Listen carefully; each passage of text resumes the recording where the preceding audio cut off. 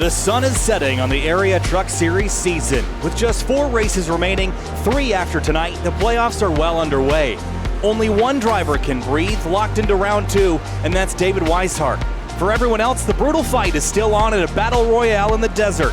Who will prosper in the oasis of victory, and whose chances will dry up in the Valley of the Sun? Welcome aboard, everybody, to the Area Truck Series, round number 14 of the season, race 2 of 5 in the Area Truck Series playoffs. Kyle Heyer, joined by Connor Horn tonight. Connor, this is the playoffs. This is the elimination night, the first of 2 before we go on to deciding our champion at Homestead Miami Speedway. But first, another trip to the West Coast and the 1-mile Phoenix Raceway. Yeah, another short track visit for the Truck Series, second to last standalone event of the season for them, and it's a big one being the cutoff race. Like you said in your intro, only driver who is safe at any point is David Weishart. He won last week at Chicagoland, and he'll be safe next Thursday, or this Thursday as well, but had a great race last week, and he gets to chill out while everyone else has to everyone else pretty much has to settle for some short track action. They might have to get their nose dirty as you look at the points coming into this round finale. Yeah, looking at the top of the board, I mentioned David Weishart. He won last week. He is locked in to the second round. Brad Slaughter Jr. is really close to locking his way in, 22 points above that cut line, but he could still get bumped should he finish last and have some other driver, say Justin Anisogak or Mason Kane, win and work their way up to the top of that board. This cut line shifts and shuffles with one of those drivers below the cut line winning. So Anisogak, Mason Kane, Ricky Harden, if he is here tonight. I haven't seen him just yet, but all these possibilities in this 134-lap race tonight. For everyone else, it's just don't have a disaster, Connor. Alan Elwood, James Scioli, Travis Beckner, Cameron Hearn, they're fine, provided they have an okay race tonight. Yeah, Scioli not here last week. That is the only reason he's only 11 to the good, but one clean race. He should be good, as Harden, like you talked about, not here. He's been in the process of moving, so has not ran an area race since June. Likely won't see him tonight, and obviously we knew Michael Curhead will not show up. So it's really just Anisogak and Mason Kane, 2 drivers who have been all right this season. Anisogak, the winner at Daytona. Mason Kane's had his flashes this season, but they're going to have to fight very hard if they want to gain any points tonight with a short field of 22 trucks. Yeah, not a huge field tonight. 22 truckers competing here at this stage of the season. You'll notice on the left-hand side of the screen the timing and scoring tower. Those that are lit up in green, there are just one of them. That's David Weishart. He is advanced. That's why he is colored green. Everyone in the blue comes into the night above the cut line, and those in yellow are below it. So Anisogak and Mason Kane, the only ones colored in that yellow. They need to make up points on those in blue to advance to the second round of the playoffs. Let's talk about Phoenix Raceway here, Connor. Traditionally a pretty hot racetrack here in the sun. Relatively new pavement surface from back in 2011, so it's still pretty dark. It absorbs a lot of temperature, and we have a day race here, so that's going to change the dynamics of this race. You're going to be slipping and sliding around a bit more than you would in a night race, for example. It's going to be an odd sort of race. Ever since they changed the layout of Phoenix on iRacing, carried it over, switched 1 and 2, made it 3 and 4 and all that, it does drive differently. It really should be the same track, but it just isn't. That top line, you'd like to see that come into play as more of a, not even just a defend in 1 and 2. You're going to see drivers using that to gain speed. There's a little bit more backing up there. It almost feels like you can feel the residue from PJ1 of years past. So we're going to see a lot of multiple grooves in this section of the track. Even drivers below that yellow line on the restarts, we'll have to be looking at that. Then you get into turn 3, you really have to be right on the yellow line when you get into turn 3. Really no other way to put it, as you see Mitchell trying to run the high line, which I've seen a lot of drivers do. Don't know if they're trying to make a hot lap and get a good run, or that we might see that tonight, but that yellow line's going to be your friend tonight. Don't even get me started on the dog leg. Yeah, the dog leg. Let's talk about that here just a little bit. Again, on the front straightaway from turn 4 down to turn number 1, that dog leg where the pit exit is, you can cut that. That's fair game all night tonight. As we all know, it's been like that since the repave project. I don't know that there's a lot to gain down there, but there certainly is a lot of potential for disaster. Not down there on the apron, but when you rejoin to enter turn number 1. So that's going to be a topic of discussion, especially on the restarts. What lane do you want to protect? Do you want to be up high? Do you want to be down low and give yourself that flexibility? That's a topic we'll revisit if we get yellow flags. The reason I say if, Connor, 22 trucks. The last time we had a field this sparse was IRP. We only had 1 caution flag, and that was on lap 3 of the race. And we got a new winner as well in JT Poole, I believe. So, there Weishart goes for a spin. He doesn't have to care about that. He's the only driver who doesn't have to care about spinning it out as we get a last 30 seconds of practice before qualifying. But it is going to be an interesting race tonight. Bryce Senesac is looking fast, and if you saw the practice timing, you saw on the left of the screen, you saw a lot of green and blue. Everyone in the playoffs pretty much is at the top of this board, besides, I believe, only 3 drivers, from Weishart to Mason Kane, all playoff drivers. But then you get the guys that are in a little bit of trouble: Garrett Grant, Tom Bourne, Justin Anasogak, some drivers who need points like the 88, but not doing so well on the timing sheet. Yeah, Garrett Grant was below the cut line last week at Chicagoland, worked his way above it with a pretty good late race charge, but he's going to have to fight to stay in that mix tonight as well. He could easily drop out of it just 5 points above the cut line. Heading into qualifying here in just a moment's time, but before we get down there, race fans, be sure to subscribe to the Area iRacing Twitch channel. For only $5 a month, you can watch all Area broadcasts commercial-free. You can also use new Area iRacing emotes in the chat and earn double channel points as a subscriber that you can use to redeem for free merchandise at shop.areairacing.com. Go to twitch.tv/areairacing. The trucks will take to the racetrack here, and I would consider qualifying not incredibly critical for those not in the playoffs, but for those that are, Connor, this can be a tricky place to pass.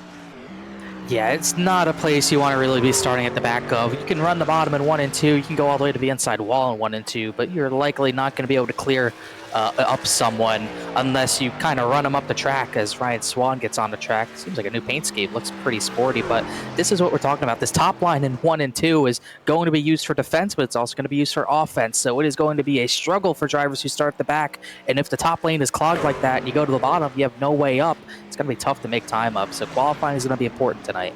Let's see what Ryan Swan can do here on his one qualifying effort here. David Weishart goes to the top of the board at a 26.897. Swan goes third quick of those that have laid down a time. James Scioli, maybe unsurprisingly, to the top of the Rick's Hot Sauce truck. And others on the move right now. Justin Anasogak, he's a driver that needs to find some points tonight in order to compete in those playoffs beyond just round 1.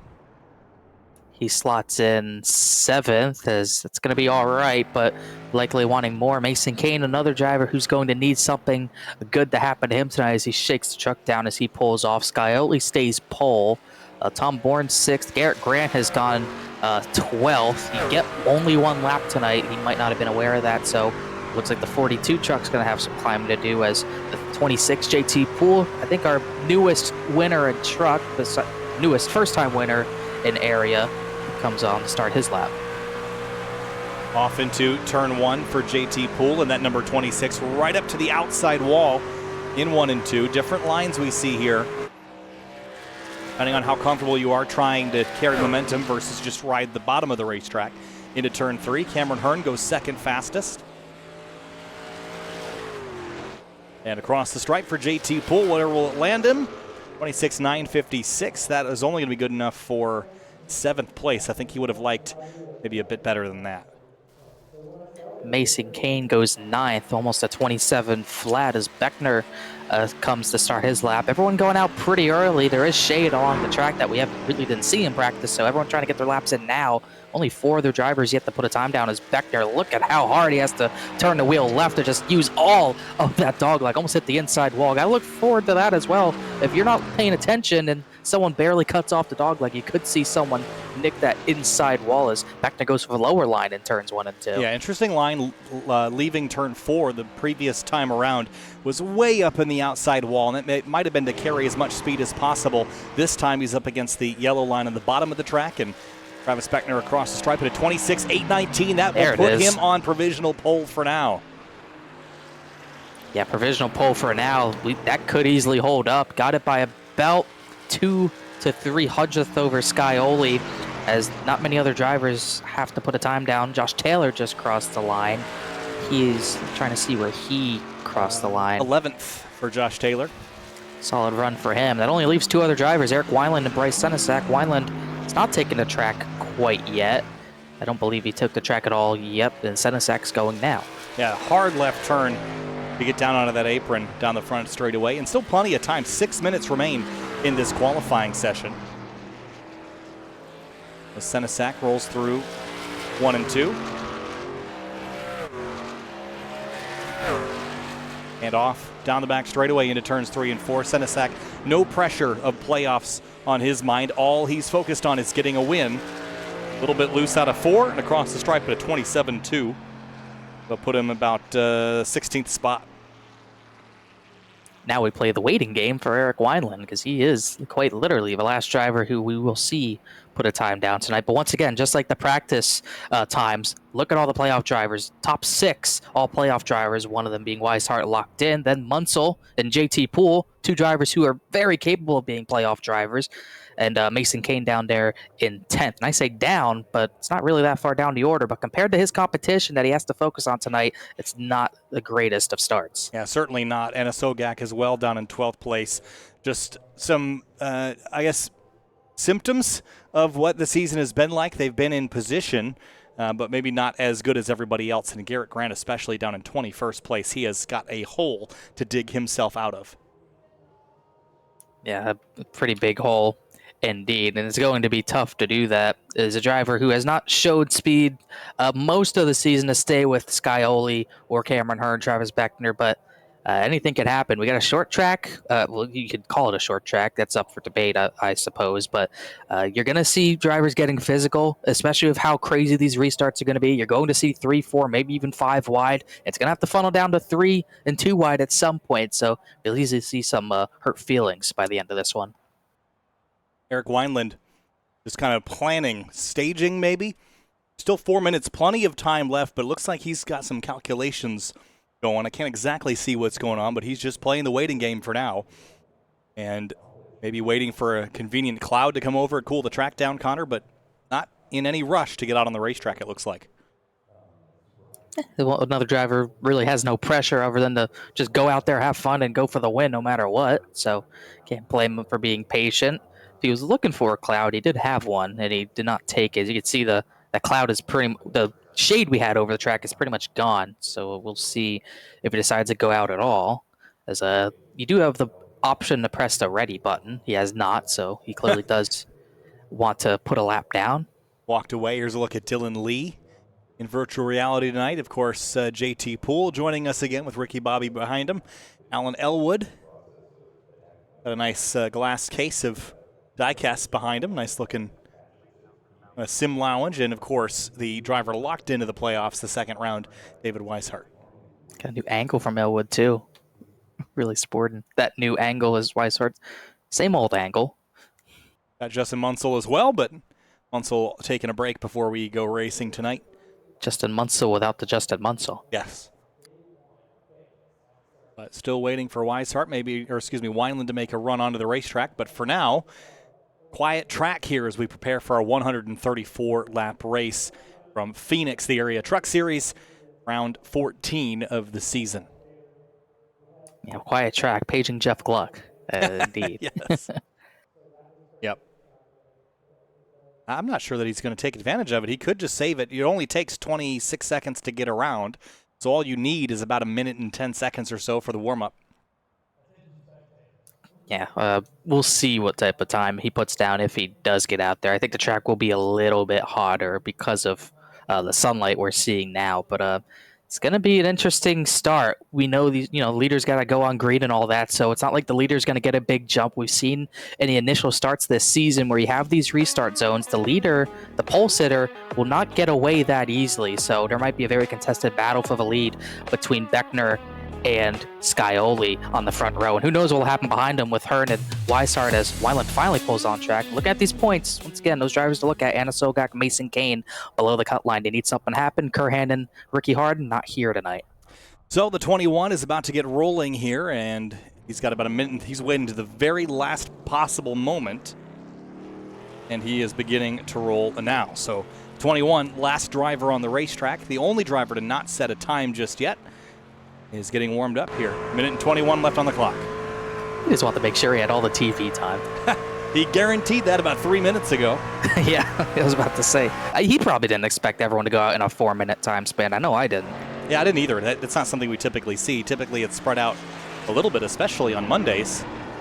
But Wineland kind of mid-track here in 3 and 4, and now starting his flying lap.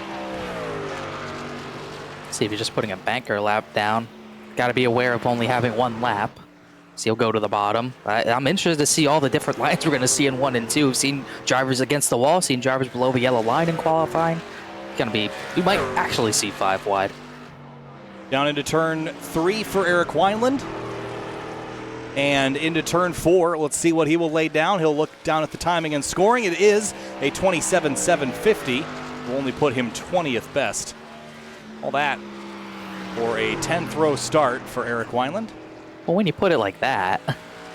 He was waiting around for it. Yeah. But I don't think he was aware that he only had 1 lap. He ran in the top in 3 and 4. Yeah, but that will leave us with this as your starting lineup for tonight's event. Travis Beckner, James Scioli, Cameron Hearn, David Weishart, Brad Slaughter Jr., your top 5 here from Phoenix Raceway. So, session complete. Qualifying is complete. In just a moment's time, we will begin our Roasted Gems Coffee starting grid. Race fans, start your engines with a fresh cup of Roasted Gems Coffee. Choose from some of the finest coffee beans from Colombia and Peru, or try the blended flavors of French vanilla and hazelnut. Use discount code AREA iRacing for 10% off your order at checkout at roastedgems.com. So 134 laps here tonight, Connor. What is the strategy from a tire and fuel perspective? I'd imagine that with 134 laps and about the fuel strategy tells me that we're probably going to need a 2-stop race. So are we going to split this up into even thirds? I'd imagine that we're going to go green quite a ways. I think it's going to be between a 1 or 2 stop. I think the fuel, if it went fully green, you'd be pitting around lap 67 to split it in even halves. So I think that's going to be a stretch out of fuel. I'm not expecting the fall off to be that heavy. So if you can't make it on 1 stop and a 2 stop is the main strategy, I would not expect the 3 stop to be in the cards. I think you're either going to be stretching at 1 stop or trying to get another stop in there and 2 stop and just get some fresher rubber to the end. So I think that's our 2 strategies on hand. And when this race starts, again, it will be 134 laps. As far as the rest of the championship goes, this is our 14th round of the season. Round 15, the first round of round 2 of the playoffs, is Las Vegas. That will be next week in conjunction with the Florida State Pro Series as well as the Area Cup Series. And then it will be Richmond for the Cup and Florida State Builders Pro Series and Gateway the following week. And then we'll all come back around to Homestead the week of August 21st through 24th, and that will conclude the Area Cup Series season, at least for this portion of 2023. And it's going to be a fun few weeks for the Truck Series, having a race back to their own. I think the Trucks race well at Homestead. It's going to be a great finale. Gateway, I think, is perfect for the Truck Series. I don't think the Cup cars race there very well, but I think the Trucks always put on a good show there in real life and in iRacing. And Vegas is Vegas. Going to see a lot of action. Saw a lot of action last year in all 3 series, and I expect no different this season. Well, heading back down to the racetrack as the Trucks will take to the grid. We'll get our pace lap underway in just a moment's time. And no rush to get down there. We've only got 22 trucks to get through, 11 rows of starters for tonight's race as we get rolling here from Phoenix Raceway for the Area Truck Series, this final race of round 1 of the playoffs. Here we go, kicking things off with the starting lineup. The Roasted Gems Coffee starting grid is as follows.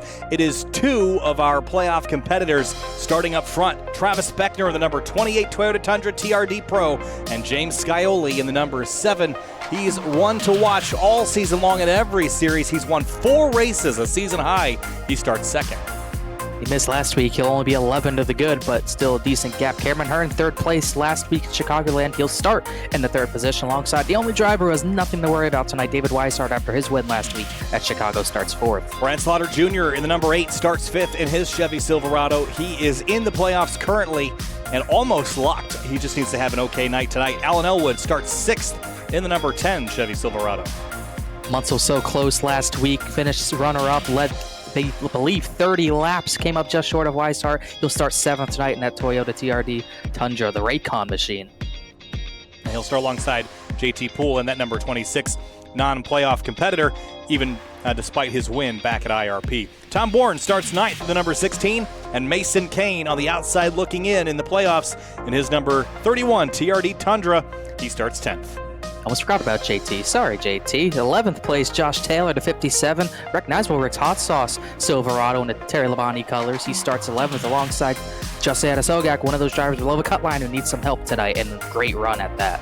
Greg Mitchell starts 13th in his number 2 Ford F-150 on the inside of row 7. The outside, Bronson Stafford in his number 61 Toyota Tundra TRD Pro. Another row of Silverados. Danny Ware in the Dude Wife Silverado. New scheme for him, I believe. He starts 15th place alongside the 09, a recognizable 09 of Bryce Senesac. And behind them, it's Ryan Swan in the number 1, starts 17th. Dylan Lee, we've got an onboard with him tonight. He starts 18th in the number 25 Silverado. The man, Jacob Bell, starting 19th position in the 77. Eric Weiland, usually our guy on Monday nights, but we'll follow along him tonight. He starts 20th as the last qualifier tonight. Final row is Bobby Tinch in the number 54, and Garrett Grant, a playoff competitor. He has got an uphill climb set for him, starting from 22nd in that number 42 truck. Trucks are doubling up here. Pace car pulls off, but it's a long way around, another half lap till we get the green. It's 134 laps, Connor. If we go green from flag to flag, this race is done in 59 minutes. That's how fast this can go if we go clean and green from here. Beckner on the inside in his number 28 Toyota TRD Tundra. The outside, the number 7 of James Scioli, the Rick's Hot Sauce truck, looking for a 5th win on the season. It's time to go racing in Phoenix. We are racing in the desert. Green flag flies, and the Area Truck Series is underway.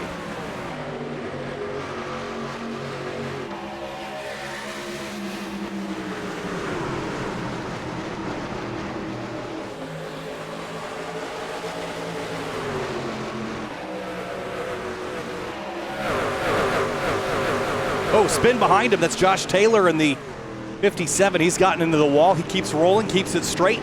And Weishart way up on the outside. 3 wide, almost 4 across as they come down through the dogleg for the first time.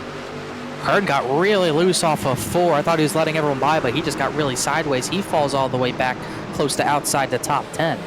Tom Bourne in the middle of it. That number 16 truck has had a phenomenal consistent season, but consistency won't get you everywhere. Bobby Tinch is in the wall out of turn 2. That's been a trouble spot so far, even this early in the going, as Justin Munsell looks at the back of the 8 of Brad Slaughter and the 26 of JT Poole. Now Swan had a near spin in the middle of turn number 1 and 2 because Weiland was on his outside. That's why Tinch had to hit the wall, but still everyone's rolling. But like you said, turn 2, early trouble spot. That wall kind of sneaks up on you out there as the top 2 drive away from the rest of the field so far. Oh, JT Poole side by side with Munsell, but there was almost contact behind him. I think it was Bronson Stafford in the 61 and the 88 of Justin Anasogak. They remain side by side as they leave turn 4. Then everybody cutting that dogleg, Connor. I've seen in the Cup Series that, you can kind of stay up on that outside groove. You don't need to cut the dogleg, but here in the trucks, shorter path is the quicker one here at Phoenix. I think it's just because, Cameron Hearn's way on the bottom in 1 and 2, but I think that's really because the Cup cars, you have that diffuser, you have everything going on under the car. It almost is a disadvantage to go down there because of how sideways you're going to get, but in these trucks, they take it like a champ pretty much, as you could use it completely. You can see how rough that transition is, but you really don't scrub speed while doing it, so no reason not to do it. And when everyone's doing it, you have no choice but to follow. And JT Poole still side by side with Justin Munsell. Here he is. Just out of frame, actually, as he rolls out of turn 2 and down the back straightaway. Poole on the bottom in the Ford, Munsell in the Toyota on the outside. Tinch had another moment out of 2, but he saved it once again, as this is the highest running side-by-side battle. This is still for 6th. The 6 and the 26 going for 6th, as Tom Bourne's just trying to find which way to go, as Cameron Hearn, after that slide, already back to 9th because of it, still just trying to find some grip. I mentioned Tom Bourne's incredibly consistent season. It kind of went away earlier at Chicagoland, 21st there. His worst finish came back at Atlanta. It was a 24th, but about 7 top 10s this season out of the 14. So he's had a consistent enough season to put him top 10 in the points, but that's only going to last so long. He's 7th coming into the night, Connor. You need to start pushing and getting top 5s from your top 10s instead of just kind of mired in 7th, 8th, and 9th. Yeah, you might be able to get away with top 10s in the first round. Keyword might, but next round, like you're talking about, that's not going to fly. Top 10, just fringe top 10s in the next 2 races after this one, it's probably not going to cut it to get yourself into a Final 4 unless you're James Scioli and you have all that gap to give. He's really the only driver that can get away with that. Everyone else, you need to be running at the front and competing for the win in these next 2 races and getting the finishes you deserve, or else you're just not going to have a chance to make it to Homestead. Mentioned we've got Dylan Lees on board tonight, world's okayest racing. And I guess it's just going okay for him right now in position 18. That's where he started, that's where he's running. And everyone's pretty much single filed out now, Connor, which I guess is indicative of this race going green for a long time. As I say that, though, Senesac and Bell side by side. So I'm planning green flag runs, green flag pit stops if I'm in these cars right, or in these trucks right now, Connor. I'm not going to anticipate there being a lot of yellows, even if we get one soon. Yeah, I wouldn't bet on many either. And if we are going to get yellows, I wouldn't expect there to be a lot of destruction. This is a track where it's very wide at every point, so it's going to be hard to collect a bunch of trucks in one singular incident unless it happens at the perfect spot. So definitely a place where you're probably going to want to keep track position no matter what, because we're not going to see that attrition rate skyrocket, I wouldn't think. Mason Kane just had a really big internet blink, and you have to worry about that if you're Kane. Below the cut line coming into the night and struggling with internet problems. That you don't get flat tires here in iRacing, but you certainly could have your fiber get unplugged and then be stuck trackside. So that's a concern, I'd say, for the 31. It's been spotty most of the year for him, and tonight's not the night for it to finally drop out. Definitely not. The only good thing going for him is that Garrett Grant, who he came in 9 points behind, he is running 9 positions ahead of the 42. Don't know anything about tiebreakers, don't get me started on that, but they would be tied if it finished the way it did right now. So the best thing Kane can do is just try to keep consistent, because we're seeing how big a struggle it is to pass already. Garrett Grant's only made up 3 positions from the start. So if he could just keep it clean and maybe just pick some drivers off here and there, maybe through strategy, he's in a good spot right now. Greg Mitchell goes by Jacob Bell. Mitchell up 1 spot. Out front, though, it's Travis Beckner. He's led every lap so far, all 12 now that we've completed. James Scioli rides behind him about a half a second, and Beckner slamming the truck down on the apron, but finding speed here. And Beckner has won a race this season. It came back all the way back in Iowa, but there are some similarities, I'd say, between Phoenix now and Iowa then. Definitely sort of a similar, I'd say similar in the way maybe it races a little bit, but still has sort of it's kind of in the middle of an intermediate and a short track, which is what I would consider Iowa anyway. So definitely similar in that sense, and that's one of the reasons Beckner was able to go to victory lane. It's also one of the tracks Alan Noah was fast at. Yeah, I think that's kind of what I'm considering is how they kind of drive like short tracks, but are the scale of intermediates. Phoenix has always been a little bit faster than Iowa in that regard, but not wildly different by any stretch. Garrett Grant is losing a spot to Ryan Swan, and this is a red flag, I'd say, for sure. With pace that he had and not able to complete a qualifying run, and then not only not moving forward, but actively going backwards now. This is a flare in the air here on the sinking ship that is Garrett Grant's championship hopes.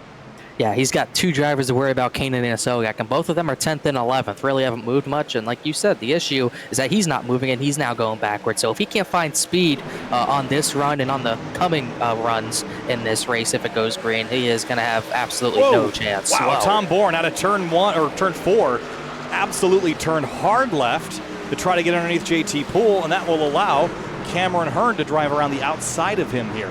I'm a little bit surprised, though, to see Garrett Grant struggling with his teammate Cameron Hearn all the way up in now 8th place. Surprised they didn't maybe share some more tips and tricks here, Connor, if one driver was struggling to keep the whole team riding high. Sometimes if it's not your track, it's not your track. And that could be an issue of Grant. Maybe there's nothing Hearn can really help him with, as we're starting seeing Tom Bourne go backwards. I don't think he was trying to get under Poole. I think he just got loose on his own as Cameron Hearn starts to climb back through the field. He goes to the bottom, JT Poole, but you see that top line, we're going to be talking about it. It's so hard to make a pass work, but you got to squeeze up in front of someone to do it. JT's going to try the crossover. I think this is a losing battle. That 4 is looking good. Down a gear.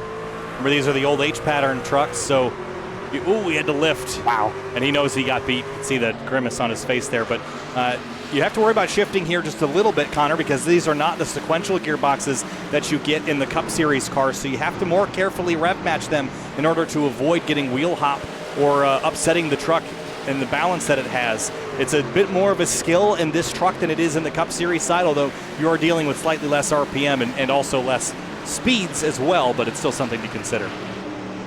Yeah, something we're going to be seeing from, I would say, the top drivers are going to be shifting in 3 and 4. I don't know if we're going to hear to 1 and 2 as much, just because it's a completely different corner. But definitely something we're going to have to look at. The top drivers who are likely going to be doing that is starting to see some battles heat up after it got single filed out. Mason Kane's gotten bites on board. Senesac is on the outside of Greg Mitchell. Wow, they are getting close to that turn 2 wall. Yeah, Jacob Bell got real tight to the wall at the exit of 2, and Mitchell and Senesac go side by side. Bell's got the best view of it. Wonder how different lines will emerge, if they will emerge. Is this race long enough, Connor, to where a line can rubber in and that you'd prefer a different one? Well, it's not going to be like last week. We saw that top line of Chicago was good in the daytime, but when it came to nighttime, the top line was pretty much gone. We're going to be in the daytime all race, so that top line, if it's there, it's going to stay there, and it's going to become maybe a little bit more effective as this race goes on. So I would expect there to still be 2 good lanes in 1 and 2. I think the top's going to improve, though. Turn down the track for Danny Ware in the 49, another driver that's not competing for a title. He's just in it for the wins, to the inside of Jacob Bell in that 77 in a similar boat. Top 5, though, all playoff drivers. Garrett Grant continuing to lose ground. Josh Taylor, who was in the inside wall on lap 1, is coming close to passing him. So just absolutely no pace from the 42, really struggling. Yeah, Josh Taylor got in that wall. We didn't get a good look at it, but don't see a ton of damage. Just that left front corner kind of folded in, and it doesn't seem to be holding him all that far back, because here comes the 2 to the outside of Jacob Bell, who's been struggling on the exit at 2, but regardless, Mitchell jams his F-150 up the outside lane and will go by him. Attempt to go by him, see how hard he can fight on the top. Turn 4 not great there on the top here, as see Bell got a good run through the center. He's going to dive to the bottom, trying to keep some overlap on the 2 of Mitchell, but if you don't clear him back into turn 1, it's likely a losing battle. As now you can see all of them lining up on the outside of the 77. Daniel Warwick, Wineland would be next in line. Yeah, Ware is going to pick which lane he thinks is going to be the more popular one. Looks like he'll go to the outside. Try to follow the Fazekas truck through. You're right, that outside line in 3 and 4 really doesn't seem to work, but the run that you build on the backstretch into 1, that's kind of the place I think you're going to gain a lot of time. But all that said, Bell defending nicely. Doing a good job doing it. Wonder which lane's going to be hurting the tires more, as Ware now tries to bottom, but he doesn't get as good of a run as Bell does. So 77 stays clear for the 14th position. They all 4 of these drivers lost some time to Bryce Senesac, who's 13th, as seems like Mitchell's really washing up. Bell's looking really sideways. I'd say we're about halfway through a run at this stage, maybe a little bit less than that, but have a look at the best versus previous laps. We're about a second off, 25 laps in. So that's kind of what I would consider moderate tire wear, Connor. I would consider extreme tire wear to be a place like Darlington, where you're off a 1.5 seconds to 2 seconds about 15 laps into the run. I consider very little tire wear to be less than a second over the course of the run. So we're somewhere in the middle. It's with a long way left to go before the tires will really start to drop off in performance. Yeah, if you were going to split it evenly, we're about 20 laps from stops, but I don't see that happening. 61 bounce off the wall. He looked close to it. Doesn't look like he's got damage. If he hit it, wasn't hard enough to do anything. Oh, just tagged it with the right rear. Our Simrat market replay, but not significant enough to really impact that performance of the truck. Talk about more about our playoff drivers. Mason Kane has gotten to 9th. Anna Sokak was right behind him. That 88 has started to fade back to this battle for 13th, which starts with Senesac. So 88's, if Garrett Grant is still back there, he's not in the, well, he's got to go. So he's got to gain a little bit on Garrett Grant, but the more positions he loses, the worse it gets. As Senesac almost nailed the wall as he's starting to get blown by. Oh, we're 3 wide here for a moment. The 2 of Mitchell in the middle, Senesac on the outside, Danny Ware on the bottom. Getting racy back here. This is for about 14th place. And Eric Wineland sizing him up.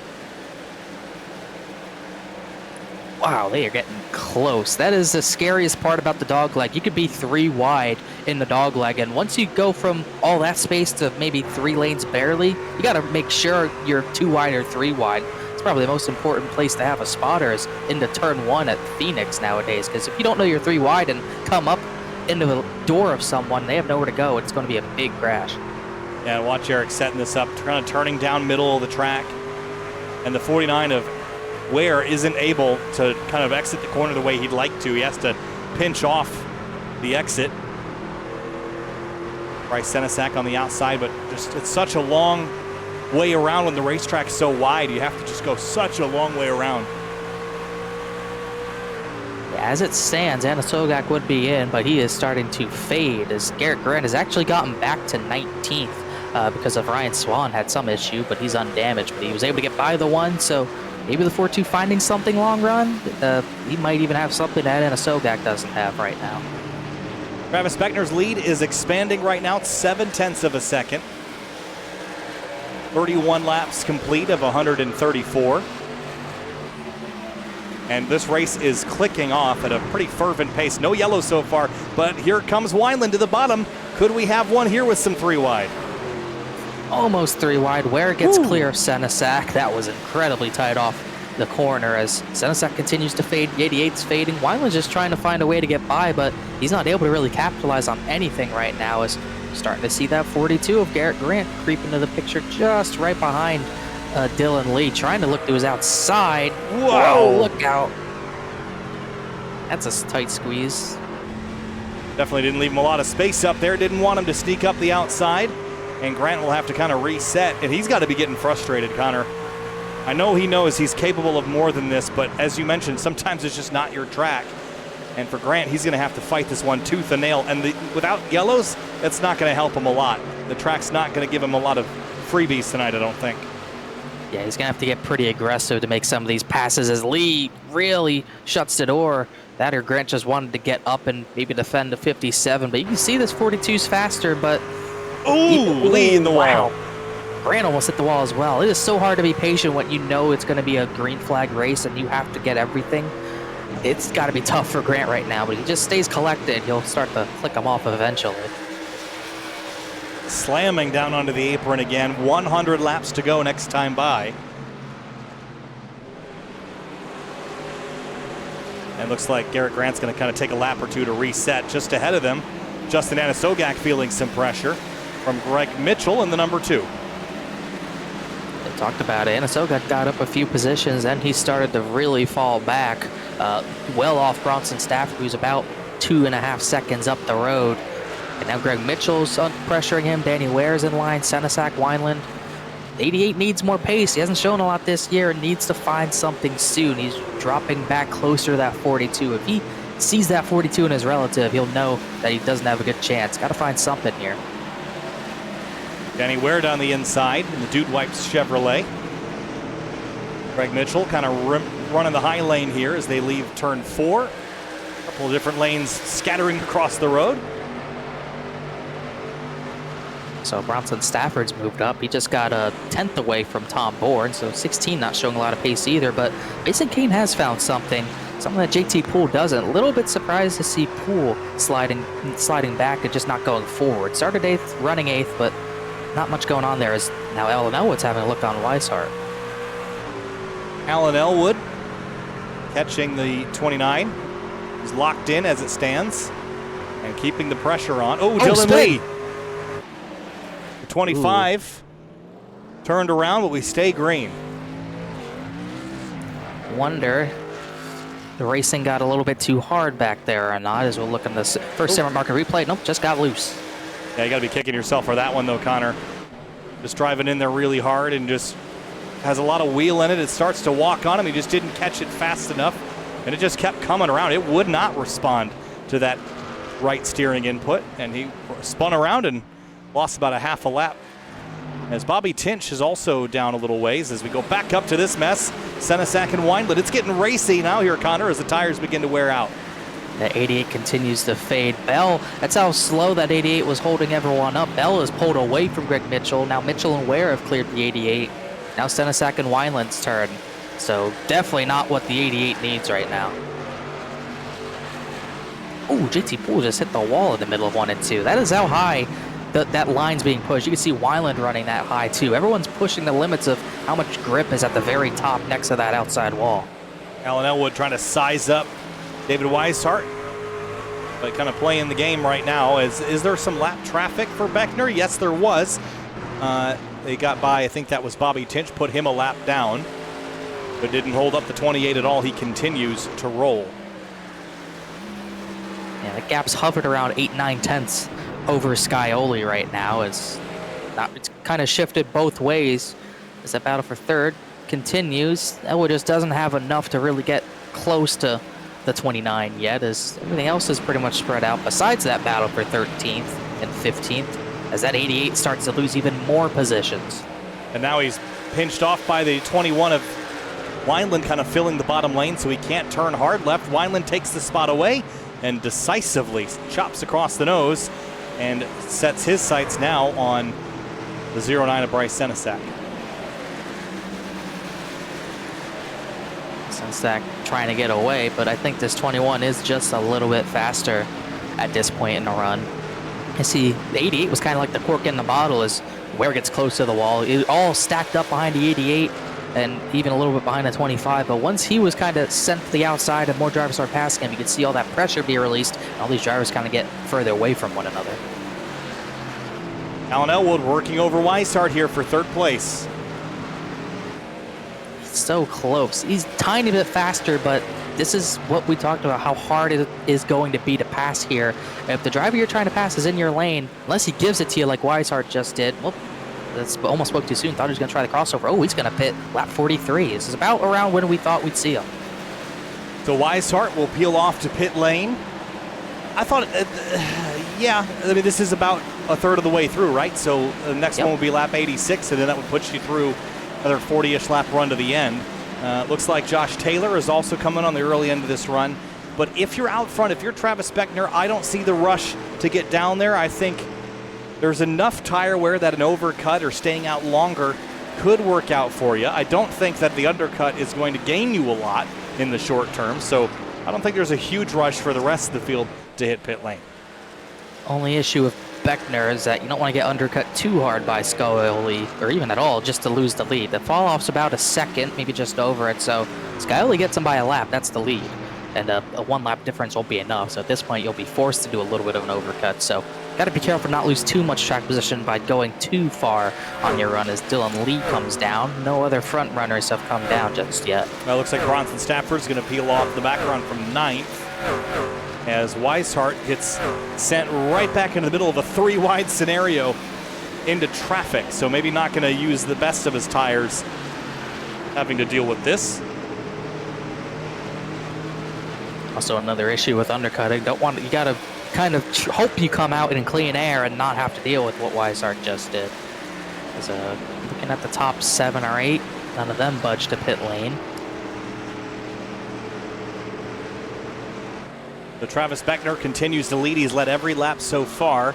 James Scioli is losing a couple tenths here and there. He's dropped down to about 1.2 seconds behind Travis Beckner, and Alan Elwood a little bit further behind after getting that pass done on the 29, who then promptly came right back up on the racetrack.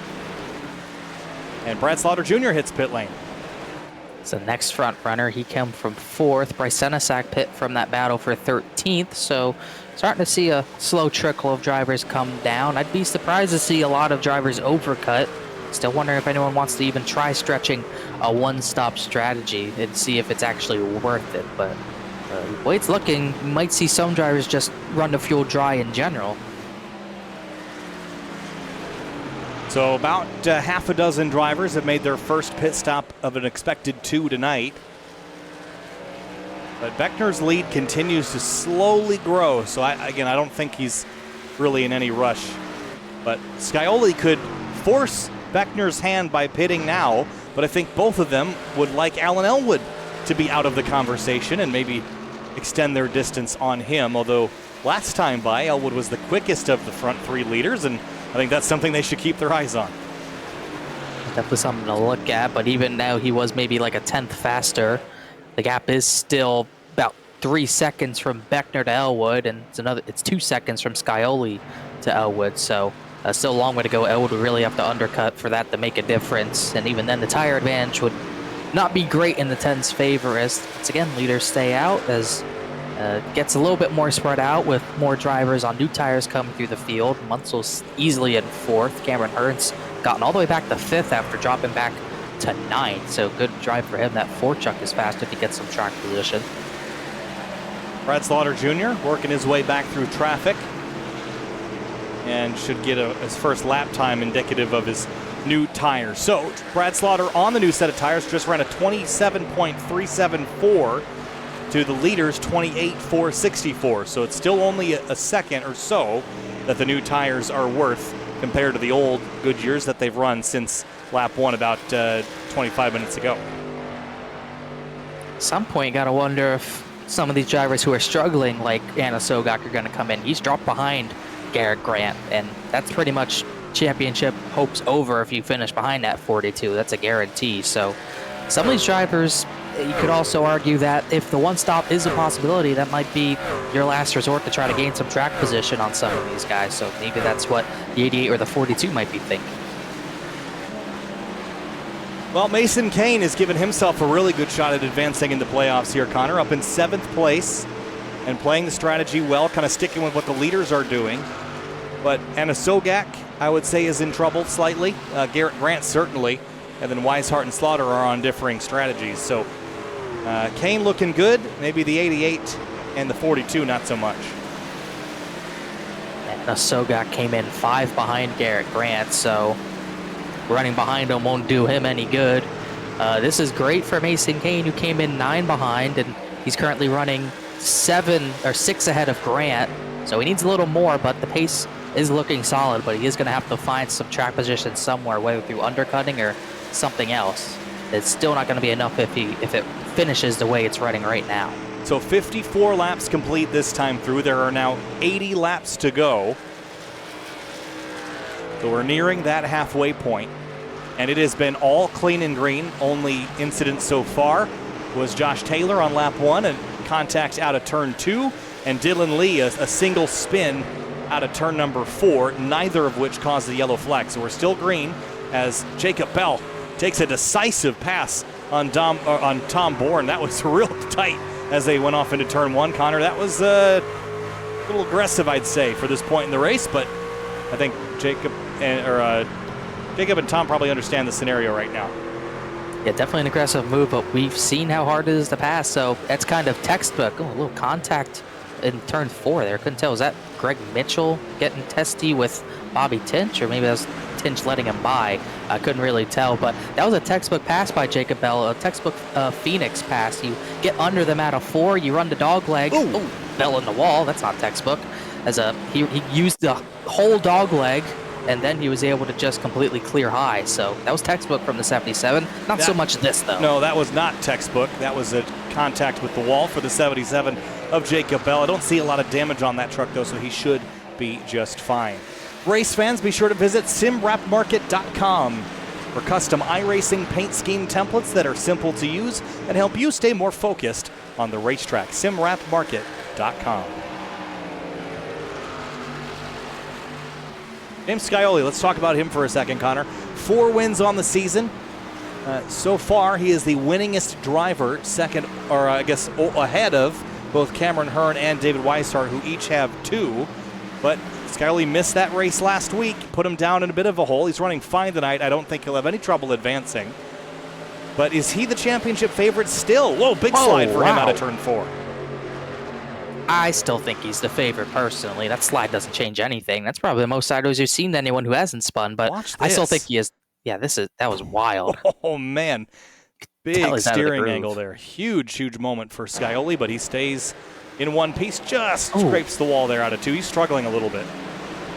Yeah, wondering if maybe the 29 and 8 pitting, that wasn't a fuel thing, that was a tire thing. That's how far the tires are falling off, and that's how treacherous it is right now. But I still think he's the favorite. He could have won many more races than what he has in the Truck Series right now. So even with him missing a race, I still think he's the clear favorite in that Rick South Beach Heat.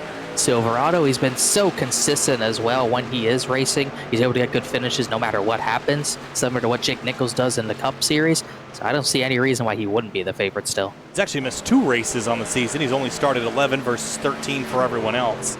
Just one more recently than the other.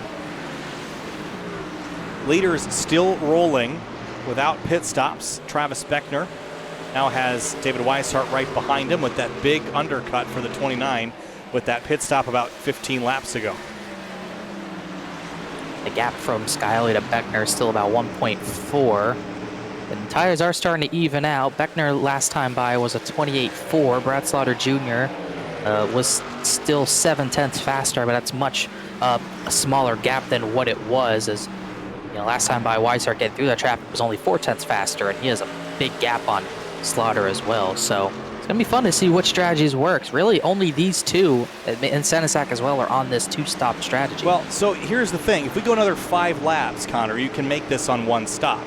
The question is, can you make it 5 more laps? The fuel window is close, about 63 estimated, but if you were saving a little, I don't see why you couldn't make that. It's only a couple miles worth of fuel saving. Also probably changes the way you drive the track. We've heard drivers shifting, but Beckner, Scioli, they're not one of those drivers. They have not been shifting at the front. So if you need to rotate the truck by shifting, if you're in a fuel scenario, you can't do that. You just got to figure out how to drive it in 4th gear solo. A little busy back here. Tom Bourne, Josh Taylor.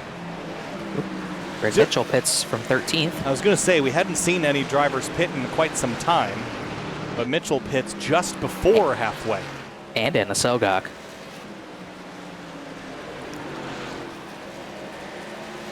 Because, yeah, correct me if I'm wrong, but that would be a 67-lap halfway marker. Yes, so they're 4 short of that. Yeah, we're so close, though, even at this point, if you weren't saving, if you can make it this far, I think you can still make it to the end. Yep, someone else pulled off. That was, who's that here? Tom Bourne. Yep, and Garrett Grant. So that's 3 laps short. So now, here comes coming Beckner. in. Now you start to worry, I would say. Yeah, Scioli's in.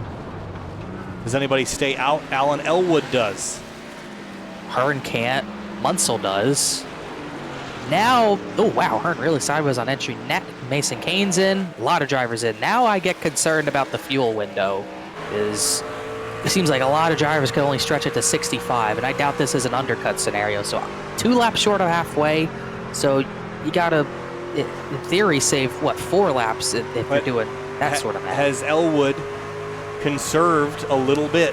Because he's going to start lap 67. So if he pits next time by and he does the same thing again on that second run, then he's easily on a 1-stop. You know, he doesn't have anything left for overtime, but I would consider that unlikely tonight, given how everything has been so far. Yeah, he's kind of in a group of his own. JT Poole's done the same thing. He stayed out. Munsell came in last time by. Eric Weiland stayed out. And here comes Elwood. So it's really only these 3, Elwood, Poole, Munsell, who are going to be... Poole's going I another. would say, wow, yeah, that's a little bit shocking, but if you do get overtime, might as well try to get some insurance, as Weiland a little bit further back. He'll also go another. 67 laps down, 67 laps to go, halfway here from Phoenix. And Wineland still goes another. So really the drivers you got to look out for, Poole's going another. He's done a great job conserving. So, you know, with Poole going a little bit further, you got to assume maybe the 7 and 28, they're not in that bad of a situation.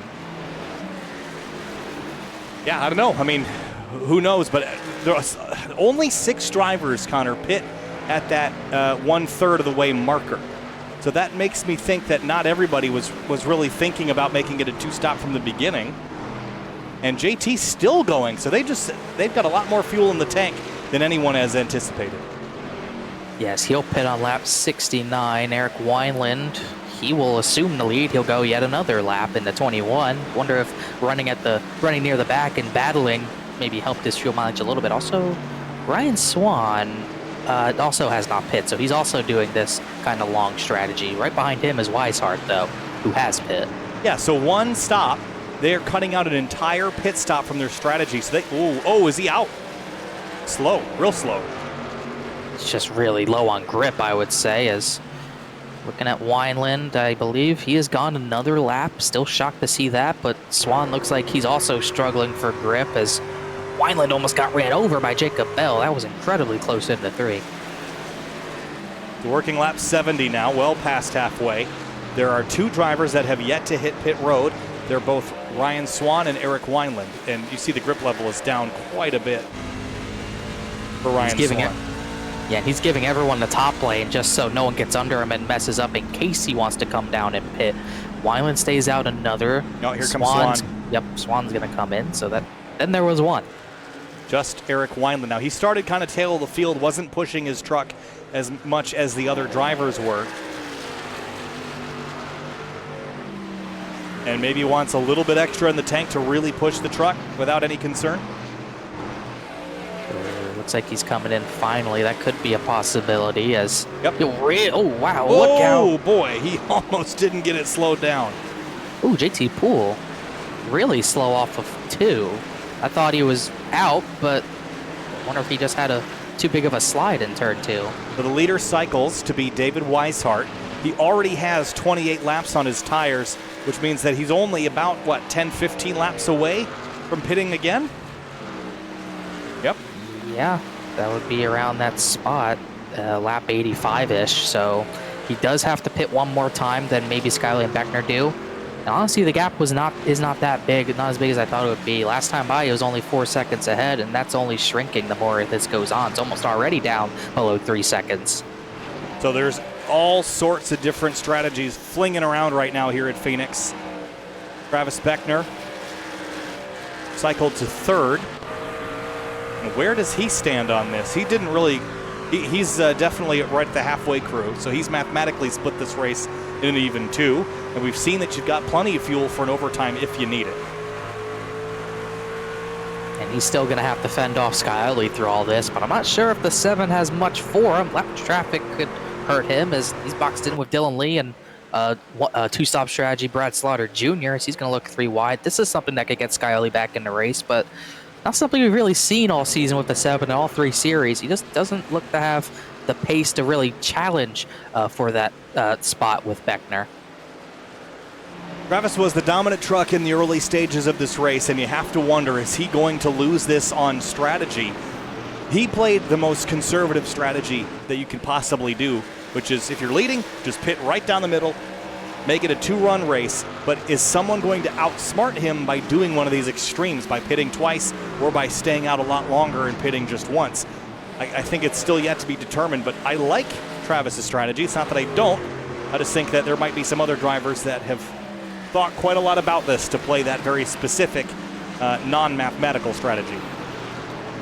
The thing about Beckner's strategy is that Weishart gained time on the 28 because he had a lot more laps with Beckner on old tires and himself on new tires. Beckner is going to be on fresher tires than the 29 for a much lower amount of time. So that's something that would probably factor into which strategy wins out. Just the amount of time you have fresh rubber over your competition. Mason Kane still clinging to championship hopes by running inside the top 10. As I say that, blinks out and is back in. Just past Bryce Senesac, who's another two-stopper. As he's starting to fade, Jacob Bell is trying to follow Kane through. He's been faster the last few laps, but if you're Mason Kane, you're going to block the heck out of that 77 because he likely doesn't know what the point situation is. He's just trying to keep everything he possibly can. And one thing that could help him is if the 2-stop strategy does not work out, that's 2 positions, or even 3 positions maybe, that could help him right there. For the lead, here comes Travis Beckner past David Weishart. Weishart tries to cross him over, goes back to the quarter panel, but will not redeem the lead. So moves Travis Beckner back to the top. And Weishart's about 5 laps away from making his final pit stop of the night. Beckner, in theory, is done pitting. As is Scioli. He'll come for second with not much of a battle from the 29. As yes, use all the pavement down there as close to that pit wall as you can get. Clear high, classic Phoenix move as he still tries to close in on that 28. He has closed in. It's under 8/10 last time by, but still haven't seen Scioli really have a shot at the 28 yet. And this is a strategy that Weishart could play. This is a risky call, this 2-stop strategy. It requires you to be really fast that final run. However, he's locked in. He doesn't have to worry about making the playoffs for next week. He's already in. These other drivers need to be a little bit concerned about making a big strategy mistake. And so that's why you might see Beckner playing something more conservative than a driver who's got really nothing to worry about tonight. Yeah, this is really no surprise. Really no surprise to see Weishart try this. Nothing to lose. Might as well go with the alternate strategy, and that's exactly what he's done. And he's not that much slower than Beckner, but it is enough to the point where it's going to be tough for him to do this and gain this time back in 50-ish laps. But I commend him for trying it. No reason not to, in his point of view. And we know he could pit now and be done. Got plenty of fuel in the tank if we were to pit now. Bobby Tinch, by the way, on pit lane, and looks like he has retired his truck in that number 54. Mark's the only driver we've seen do that so far tonight. Everyone else still running, and 19 of the 22 that started are on the lead lap. And the tail end of that is Eric Weiland, who I believe does have the freshest rubber out of the one-stoppers to the end. But he is 24 seconds behind Beckner, but he is lapping faster, 0.3 faster last time by. He gets by Anna Sogak. Danny Ware, Bryce Senesac battling for 12th. JT Poole in the mix here on 13-lap old tires. He's the furthest forward and the youngest tires of anybody on this racetrack right now. The only driver that has tires newer than him, Ryan Swan, and it's only a 2-lap difference. Derek Weiland came in about 3 laps after JT. JT had a slide on new tires, which is why he's back in now up to 13th after he was running about 9th. So definitely not the race I expected out of the 26. Just has not been able to really gain anything, and has kind of compounded mistakes in this second run of his. Winding things down here, we should expect pit stops by those on the 3-stop strategy relatively soon. I'd expect Weishart to be one of the first of those. To make this strategy work, Connor, you have to make up time on that last run, and you need laps and time left on the board to do it. So I'd imagine he's going to be pitting in the next lap or 3. We'll see right here. It goes to the bottom, gives Elwood the top. Doesn't look like he's going to dive in quite yet. Neither will Brad Slaughter on the same strategy, as now Elwood will be the next driver to navigate around him, as lead stays pretty much the same. As was kind of interested to see what the 29 can do. I'm going to see some passing tonight. It hasn't been too pass heavy of a race, as 29 is going to try to change that on fresh tires to the end. Yeah, I don't know that there's enough fall off for this to work. I think you really need to trust yourself to drive through the field. Now we see the difference in tires as finally he will peel off to pit lane. He's going to have, did he speed down there, Connor? That was a pretty quick entry. I think he'll be fine, but he definitely cut it a bit too close with how crazy he was. And even through all that, I think Slaughter gained on him. So, all crazy in the pit entry for no reason. Josh Taylor also comes down. He's also on the same strategy. So we should expect another quarter dozen drivers to do that, as they did at lap 45 to 50. And the rest of the field will come down, or not, in the next 50 laps or so as we wind this race down here from Phoenix. But Beckner back out front. Scioli half a second back.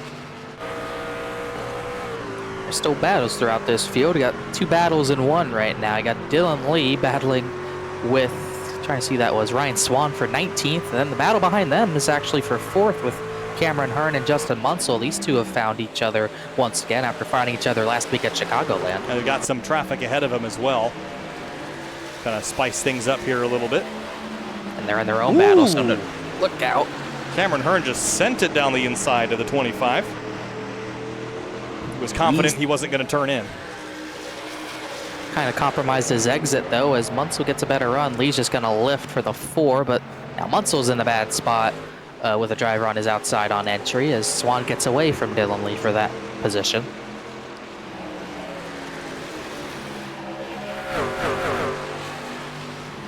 .44 laps to go this time by. And Scioli, by the way, on the same strategy as Beckner, gained about 0.7 of a second through all that. Whether it was coming out of the pits or just now, I'm not sure, but they're basically back running the same lap times as they were before, almost identical to each other, but this time Scioli's a touch closer.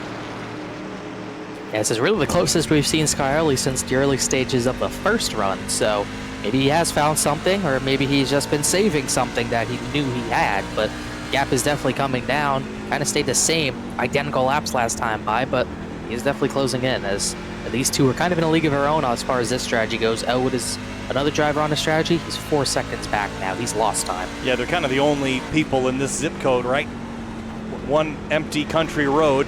Alan Elwood's 3 seconds back with 2 lap fresher tires. He is about a half a tenth a lap quicker, but that's not going to translate to much by the end of the run. So really the question becomes, is anybody playing that other strategy going to run them back down? Where did the 29 come out? He's still a lap down in a long, he has to make up a lap and a half, Connor. I just don't see that happening. Second faster last time by, but that gap is going to even out.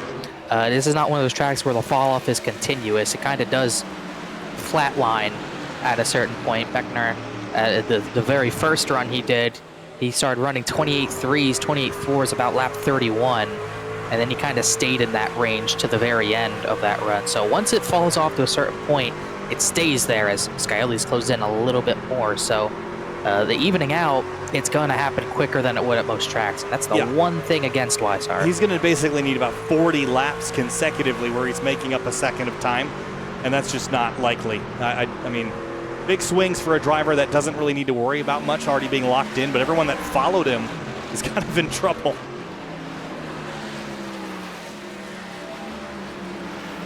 By the way, Brad Slaughter, oh my gosh, down in 19th place. Whoa. Again, he doesn't need to do a lot. He's almost locked in, but can't finish down here and have someone else finish real good. Yeah, really, he just can't finish last, so just got to start gaining positions. He was in a tight spot out of turn 4 the last time by with Hearn. Hearn and Munzler still battling past Ryan Swan, but yeah, don't want to get too crazy with strategy, but I don't think this was him trying to get crazy with strategy. I genuinely believe that they thought the 2-stop would work, and just not looking that likely right now. I think all that strategy comes down to what they expect the tire wear to be. And on a hot summertime racetrack where you're running long green flag laps, I don't blame them for thinking the tire wear would be more, and hence basing their strategy off of that as Munsell and Hearn get very tight together here in 1 and 2. These two really like battling each other. It was extremely close as they finally do get by Ryan Swan, but a yellow flag would change everything. It would get David Weishaupt a free pass. It would totally change the last 40 laps of this race, last 35 laps of this race. Big news if we get a yellow, but so far we've been green for the first 98 laps of this race. Yeah, yellow could definitely put things on its head, as there's really nothing going on as far as the points, as speculation, because we don't know. Scioli really driving hard, but this battle goes on with Danny Ware and Tom Bourne. There's really not any shifting going on the points the way it stands right now. I mean, Mason Kane's not far up enough to really gain anything on Tom Bourne. Could gain on Garrett Grant, but Grant's gotten up to 15th, so he's not really in a bad spot anymore. So Kane would need more, but this is kind of what we expected out of Phoenix. It could get crazy if we got a yellow, but we've seen a lot of these races at this track go green, and this is looking no different. Tom Bourne on schedule, on par with his season so far. Bottom half of the top 10 running fine. But again, it might scrape him through this week, but next I'd be worried. Speaking of playoff drivers, Garrett Grant, well, this battle's still getting close. 0.3 of a second between Beckner and Scioli now as they come up on lap traffic. One of those being Justin Sogak, and he's on the same exact strategy as those top two. So this is not a strategy thing, is why he's close to getting lapped down. This is just a lack of pace. I think he's feeling the pressure. He came into the night below the cut line. This is certainly not going to vault him above it as it stands, as you mentioned.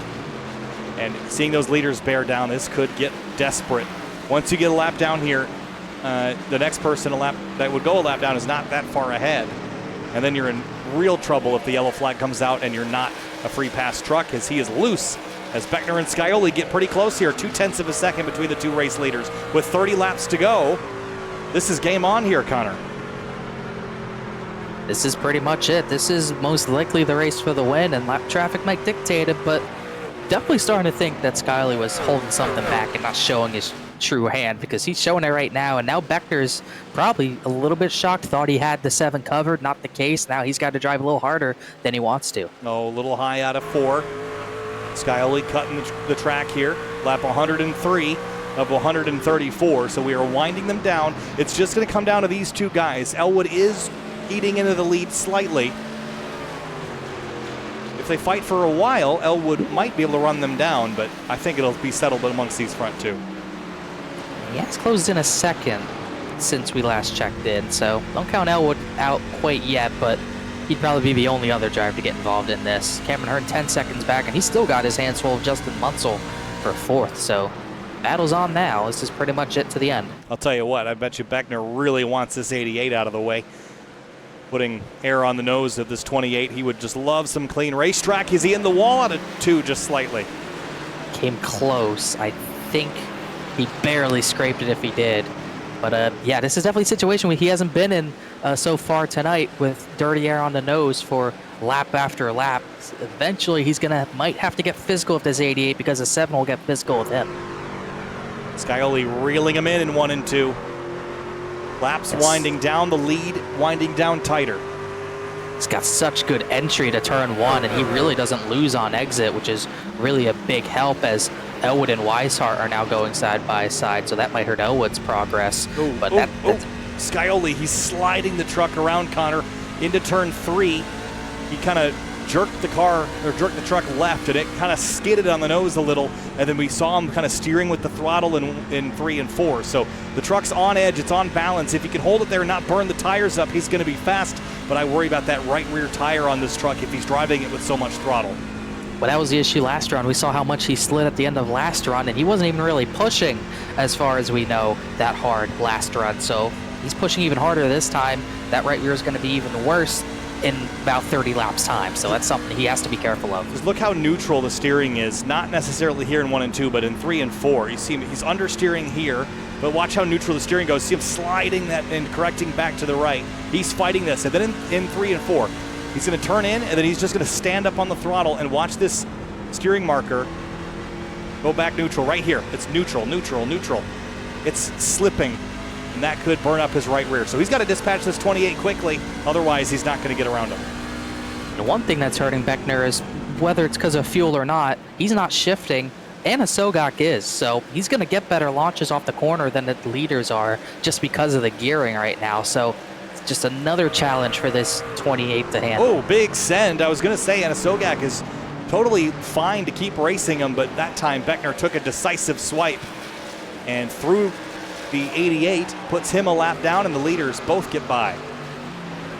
And one thing that could dictate this is if Weishart and Slaughter come through, which they will in the next few laps, that could also change the way this race for the lead looks. A little bit of a bog down at the exit of 2 for Skyoli. He's within a 10th and a half. It is just right there for the taking. Beckner's washing up the track more out of 4. Yeah, Beckner washes up out of 4. It gives Skyoli a chance to dive to the dogleg, maybe get a run on him. Not quite able to do it there, but oh, he's going to hit him. Wow, he slammed him. That was contact. A big hit. Ooh, that's going to be drama here. They get to get together. Skyoli and Beckner banging doors out of turn 2, Connor. Yeah, Beckner's not happy with that. Not surprised. That was a big slam from Skyoli. He's going to drive it in again. They made more contact. Oh, this is going to get ugly here. Beckner to the back of Skyoli. He hits him again. Battle is on. 24 laps to go. Skyoli doesn't have the points to be dealing with this. Neither does Beckner. You can't take both of yourselves out here. Oh, he's going to. More contact. Here comes Weishart to the bottom. And that's going to likely end the battle unless Beckner wants to really get in a bad spot with shoving it into the corner to get to the 7. There he goes. There it is. Oh, he's going to send. Wow. Oh, he hit Skyoli just enough to knock him up the track, but not get him sideways. I don't think he's done, but that's pretty blatant what went down there. This is exactly what Alan Elwood wants. He's within 1.2 seconds. You're precisely right. Slightly better tires, and he's not involved in this drama, but can Skyoli drive away from Beckner? That's the only power he's got left. And he puts a gap on him in 1 and 2 that time. He better get away because Beckner's seeing red. But what's really going to end this battle is The 29 getting by. Beckner's still hunting for the bumper, but I think Weishart's going to end this battle when he gets by the 28. Not enough tire. And you know what surprised me is we have not seen that level of aggression out of Scioli in a long time. He didn't wait. He didn't try it. He just went down there and knocked him in the rear bumper. It's just not something we've seen Scioli do. Not that he's not allowed to do that. It's just not something that's typical. And I think it caught Beckner by surprise, too. I think it did as well, and I wasn't really surprised by Beckner's rebuttal at all. No. I think that was fully warranted. But yeah, you're absolutely right. It's not used to seeing the 7 get elbows out like that, because usually he really doesn't need to. Maybe he felt the need that's the only way he was going to make that pass, and what's done is done. And bottom line, he's pulling away now as Beckner is really holding up Weishart and Slaughter. This is not what they wanted for their strategy. Yes, this battle for 4th is still going on. Yeah, Hearn and Munsell continue to battle for 4th place, and you just have to wonder, racing is all about deposits and withdrawals, and right there is Beckner making a deposit and running out of energy to take a withdrawal. But I think later in the season, if he stays in the playoffs or even if he gets knocked out later, could this moment come back to bite Scioli? Will he remember it as a pivotal moment in the playoffs? If I know Travis Beckner, that's an easy yes. He will, regardless of if he's out of the picture. They could both be out of the picture. One could be in, one could be out. But he hit the wall on entry there. They could both be in Homestead competing for this title, but Beckner will remember that no matter what the scenario is. He, from his point of view and pretty much how it went down, he got slammed. He got completely driven through by Scioli there with really no warning shots. The rule, 1 bump, I'm there, 2 bumps, you're in the way, 3 bumps, you're out. No, that was square it up. Just, I'm slamming you out of the way and I'm going. There are Scioli. 2 organisms on planet Earth that have the longest memories. One of them is an elephant. The other is a racing driver. And for Travis Beckner, yeah, I think you're right. I think he's going to remember that. But Scioli, all he's trying to do is add to his win total and keep padding that advantage and try to keep Alan Elwood behind him in the closing moments here. Elwood in that number 10 closing up. Although Scioli was actually quicker than everybody on the racetrack last time by. Yeah, Elwood really benefited from that battle, but now he's stuck because he's directly behind Weishart and Slaughter, who have not been able to really go. The tires have evened out already, and Beckner's there as well. So Elwood needed more to happen. He needed to really gain a position out of that, but he hasn't been able to do so as Senesac pit. He was a one-stopper. No, he was. Yes, he was a one-stopper, but he's pit very late. 16 laps to go. And Beckner continues to duel with Weishart. I wonder if Weishart is going to run out of patience here. He's not the first truck 1 lap down. He's through, so he doesn't have a lot to worry about. But if we're thinking about big picture here, Connor, does he need to upset the 28 to get a better finish when he knows he's moving on to the playoffs next week regardless? Well, we'll see how they race each other. I think Weishart doesn't have a reason to really hit him, but, you could argue Beckner is holding him up here from his strategy. As he's going to hunt for the right rear. He's going to get to his outside. Ooh, they might have hit. That was close. Maybe some net code, but didn't see any contact here. But now on the long way around it, turns 3 and 4.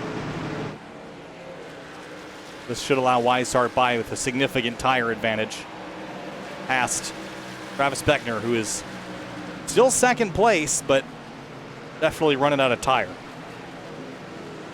We'll say this. The last thing James Scioli wants to see is that caution flag. Yeah, yellow flag might as well be a retirement flag for that number 7. Yes. And I was about to say the same thing. If we get a yellow flag, James Scioli is not finishing this race in the top 5. I would almost guarantee something would happen. That is the last thing he needs to see, but thankfully for him, it is pretty spread out.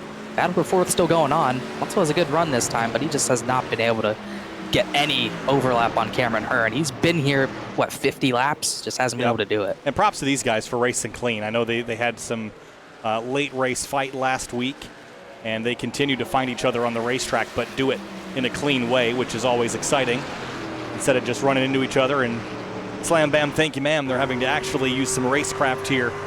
And for 4th and 5th, I'd say this is a fight worth fighting. Both of them, well, Munsell's not in the playoffs, but racing Cameron Hearn very cleanly, despite them having very different goals in this race. It shows how tough that top line is in 1 and 2. You know, thinking about it, kind of surprising Beckner never tried to defend up there, but at the same time, he didn't get a chance to. But that top line's so dominant if you're able to run it correctly, like Cameron Hearn's been able to do all race. As one playoff driver who's pretty good, which is Hearn. Garrett Grant, not in a great spot, but with Anna Sogak having issues and Mason Kane was just too far back points-wise, might be able to survive. Yeah, Garrett Grant salvaging the night, absolutely. Remember where he was running in the first run? 19th. And it wasn't because he had spun out or had an issue. He was 19th on pace, but now he's up into 12th place, salvaging the night. And this, I'm not sure how it's going to pan out. It came into the night above the cut line, Connor. Mason Kane might shuffle things around here, but so far, so good for Garrett Grant this late in the race with only 10 laps remaining. Yeah, it looks like he might be able to just get away and into the second round as maybe we see another spicy battle. Elwood is all over the bumper of the 28 of Beckner. No contact yet, but you could tell that 10's a little bit faster. Yeah, he's been faster the last couple of laps. Beckner just trying to stop the bleeding at this point. Different lines in 1 and 2. Elwood going for that long way around to carry some momentum up onto the back straightaway, and he's going to have a run down here. Will Beckner defend? He will not. He'll allow Elwood down the inside. Oh, almost boy. a touch, there wasn't quite. Beckner is fine with forcing him the short way around because it's really the tough way around. So as long as Elwood doesn't get to his right rear, I think it's going to be hard for the 28 to get past here without contact. Look at Bryce Senesek, fresh tires, trying to swing around the outside of both of them. Big slide for the 10. Kicked out the rear deck lid of that thing a couple of feet.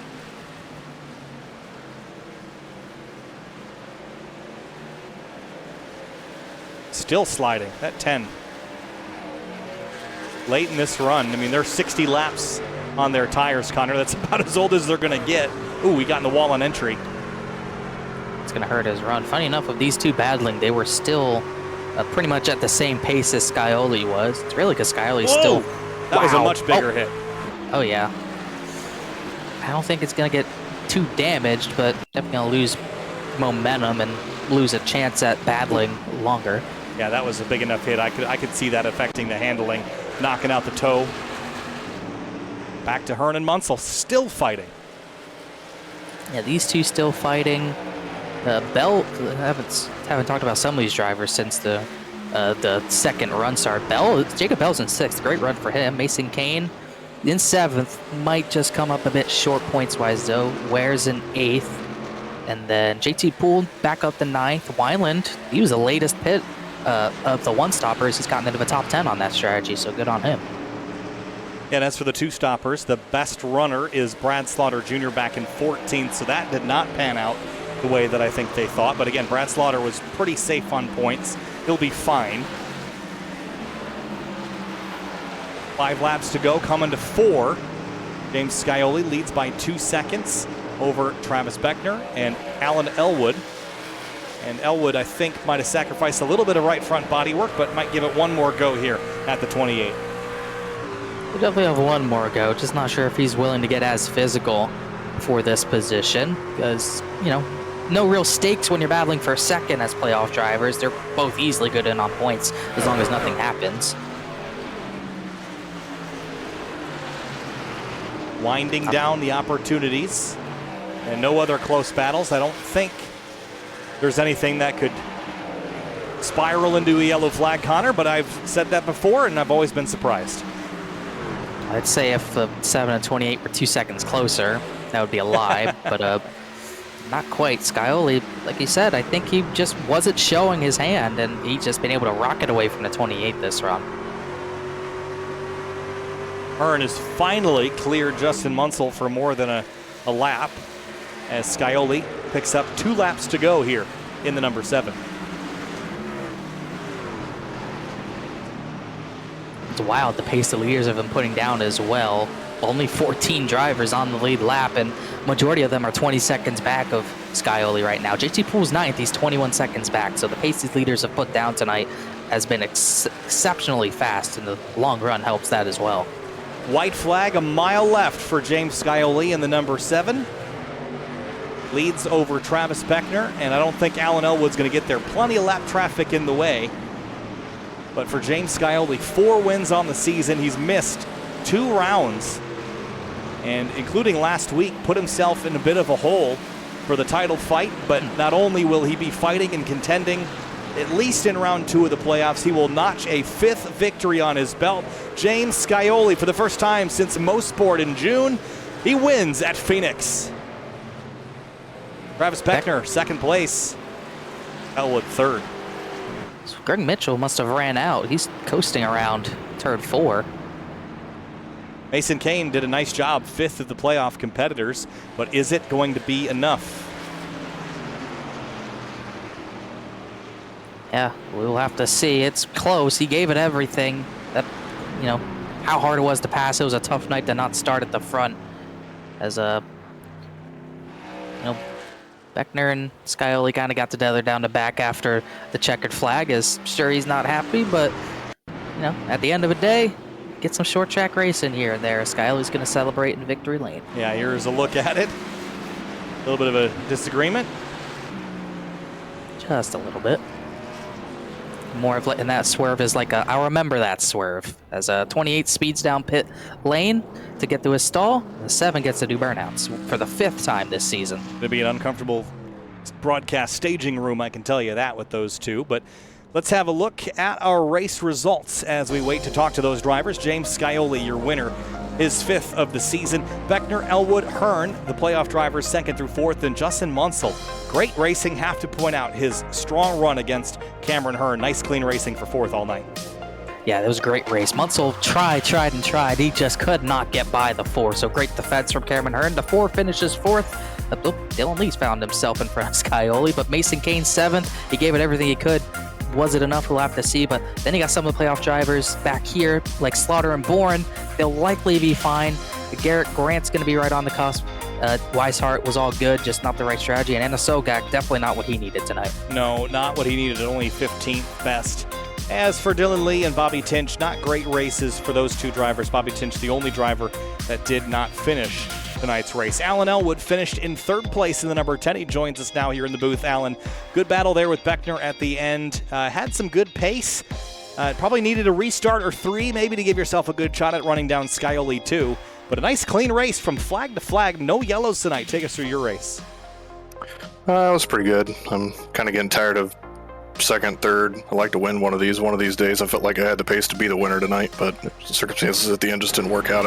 I was catching them. I had the pace to win there at the end, and those 2 in front kind of got into each other and were battling. And I thought, here's my chance. And then a couple guys on newer tires came up, and between that and then Beckner racing hard for 2nd. He raced hard on lap 1 for 18th. He doesn't know any better. So all in all, we'll take 3rd. This type of performance isn't going to win you a championship, so it's kind of disappointing. You feel like you want to do better. So we got a couple more weeks to try to work on it, and yeah, we'll go from there. Big picture for Alan Elwood in the number 10. Alan, 3rd place tonight. We'll see you next week at Las Vegas. Thanks, guys. And move on now to our 2nd place runner. It was Travis Beckner in the number 28 Calusa Pines Toyota Tundra TRD Pro. As far as your night, Travis, you started on the pole and you led 95 laps, but weren't able to lock up the victory with, we were surprised by the contact from James Scioli. I bet you were as well. Take us through that scrap you had with the 7 at the end. Well, he did what he had to do, so I got that one stored in the memory bank for later on this season if I have to use my bumper. But, I've drove him with the utmost respect all season long, and I see how he wants to do that. So, I only use my bumper when I get used up, and everybody seems to think that I use my bumper all the time. So, are you surprised? For me, it's not something that we're used to seeing Scioli do, at least not recently. So, did it take you by surprise when he hit you, or were you kind of expecting it?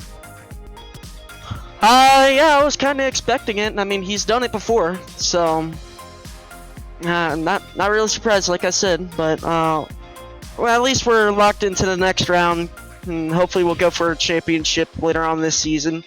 Just can't wait to get back in my Chevy Silverado next season as well. All right, Travis Beckner, second place tonight in the number 28. Travis, thanks for chatting. Yeah, before I go, I'd like to thank a few sponsors. I'd like to thank Calusa Pines Landscaping, Thompson Pipe Group, Rick's Hot Sauce, Celsius, Area Dot Shop, Black Buffalo, Holston River Machine, BG Creative, Huckett Films, everybody at Miller Racing, and y'all taking the time out of your day to come broadcast this race. I mean, I had fun. He did what he had to do to get the win. So, yeah. So, yeah, Travis Beckner, second place tonight in the number 28 Toyota. We'll see you next week at Las Vegas, Travis. Yep, see you. And James Scioli wins his 5th race of the season. James, we just talked to Travis, and, it took us by surprise maybe a bit when there was some front-to-rear contact, but he said that he was expecting it and that he wasn't surprised at all. What does that say about you and Travis going forward here in these playoffs? And is there a bigger picture, or was tonight the night that it had to go down? No bigger picture for me, at least. I'm just here to race for the win, and I feel like this was a real tough setup to try and pass. We fell off to a 28.4, and we stayed there for the rest of the run. So it was real difficult to make a pass. I was behind Travis for a long time. I felt I gave him a pretty clean bump and run. I mean, I know it's kind of ironic, clean bump and run, but I felt like it was a pretty textbook. And then he was kind of trying to get into my door and tried to give it back. I mean, I would think we're even after that. I hit him. He hit me back a couple times. I think we're all good moving forward. He said it himself in the practice. He said you're gonna have to bump somebody to go for the win. So I think that I don't think there's anything really wrong with that. Might not be super popular, but I'm here to race for the win, and I'll do what it takes. James Scioli, 5th win on the season. James, congrats, and we'll see you next week at Las Vegas. You're through to the next round with that victory. We'll see you there. Thanks, guys. I want to give a big shout out to you guys for capturing fun battles like that. I enjoyed that one, so I'll definitely have to go back and watch it. And then huge shout out to the admin team, rickshotsauce.com, code Scioli, get your $7 off there. Daniels Candles, Butt Kicker, Chris Sports Cards, and Matco Tools. Thanks to all them for being on the truck, and we'll try and get them on Thursday. All right, James. Congrats and good luck to you on Thursday. Thanks, guys. Thank you. As we're going to wrap things up here from Phoenix Raceway in just a moment's time. But, well, we've got the Rick's Hot Sauce truck on the screen. Race fans, be sure to check out rickshotsauce.com for some of the best hot sauces made locally in South Florida. Try the Loxahatchee Classic, Golden Garlic, Palm Beach Pineapple, or South Beach Heat. Follow the Rick's Hot Sauce Rookie of the Year battle in the Area Cup Series and see which driver will take home the $100 prize as the highest finishing rookie in the point standings. And make sure to check out shop.areairacing.com for merchandise to represent your favorite drivers and teams. Got brand new selections of champion t-shirts, jackets, hats, and more at shop.areairacing.com. Connor, wrapping things up from Phoenix Raceway. Great racing all around. Clean and green from the start to the finish. That was a great race. A little bit of strategy, a little bit of drama towards the end. We look forward to Las Vegas. No points movements, which means that coming in, this was our points. And going out, Anasoga, Kane, Curhan, and Hardin will call it an end to their title fight. Anasoga, finished last out of the playoff drivers. No surprise there. Just did not have the pace tonight. Mason Kane had a good finish, but the gap that he had back from Chicagoland was just too much to fight back. Garrett Grant, not a great night, but he's able to survive. Same thing for Tom Boren. So those 8 will roll into Vegas as the top 8 in the second round of the playoffs. And as we saw, it could get spicy between some big contenders. That's going to be it for the Area Truck Series here tonight. Thanks so much for watching. We'll see you on Thursday back at the big track, Fontana, California, for the Area Florida State Builders Pro Series. It'll be Finian DeCuna and Connor Horn covering the action on Thursday. We'll see you there.